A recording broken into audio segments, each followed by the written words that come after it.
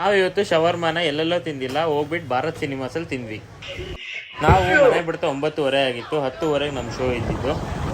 ಮಕ್ಕ ಹೇಳ್ತೀನಿ ಇಟ್ಕೊಂಡೆ ಒಂದ್ ಸ್ವಲ್ಪ ಕರುಣೆ ಇರ್ಲಿ.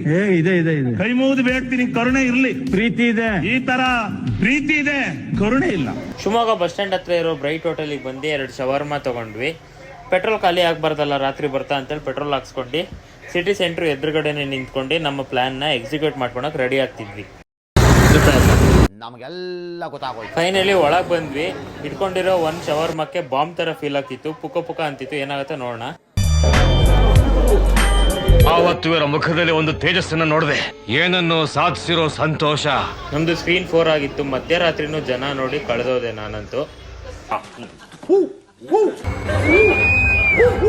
ನಾವು ತಂದಿದ್ದು ಒಂದೇ ಒಂದು ಶವರ್ಮಾ. ಅದು ತಿನ್ನೋ ಅಷ್ಟರಲ್ಲಿ ಇಂಟರ್ವಲ್ ಬಂದ್ಬಿಟ್ಟು.